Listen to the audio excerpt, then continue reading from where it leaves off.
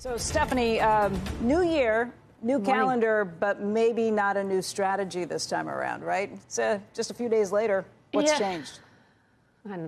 I know. Not much has changed, right? I mean, we turn the calendar year, but we still have to deal with the Fed. We still have to deal with higher rates, higher for longer, even if they pause. We have to deal with slower growth because of the higher rates and lower earnings. And we probably are in this trading range until we see earnings for the fourth quarter in February, which I actually think are going to be pretty good, but it's going to be the guidance that actually dictates the tone of the market. But I don't think all is gloom and doom, Becky. I think the consumer has been very resilient, and that speaks to the jobs and wages. And actually, we're seeing lower input costs, which is very positive, and currency has kind of tamed itself. And overnight, we just got some really interesting China data. So luxury travel spend is on the rise. It's picking up. Macau average daily rates are actually closer to 2019 levels. So we've seen a pickup in Macau as well.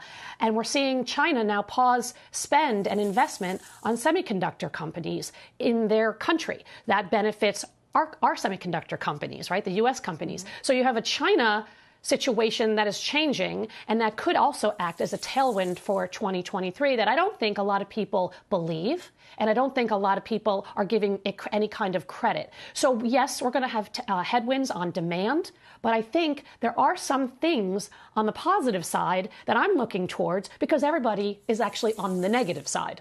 Yeah, let me throw a new theory out on you. Yesterday, we had the CEO of Paychex on.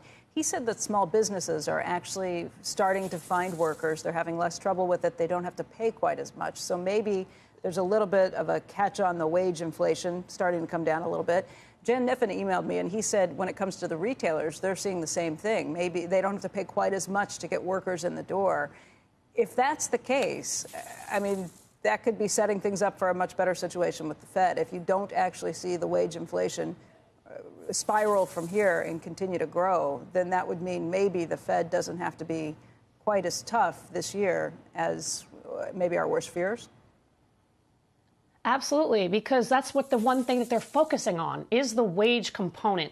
We know that wages and rents are sticky parts of inflation. Well, we know what's happening to housing, and rents follow housing. And so eventually rents are going to start to roll over. And I think you're starting to hear little signs from pockets of the country and where rents have stabilized, if not starting to come down. So now you have to look at wages, and wages are still quite high, which is, by the way, a very good thing. We root for higher wages. But if they are moderating for companies, that's actually a very good sign, for sure. Absolutely. In addition to the other parts of inflation, input like the food, right, and beverages. And Morgan Stanley did a great article on a note the other day talking about, they did a survey of all kinds of an index of inflation goods prices. And they're still up 7% year over year, but down from 11% last quarter. And in every single week in the month of December, input costs, goods, came down. So that's a good thing, in addition to your theory of possibly wages moderating as well.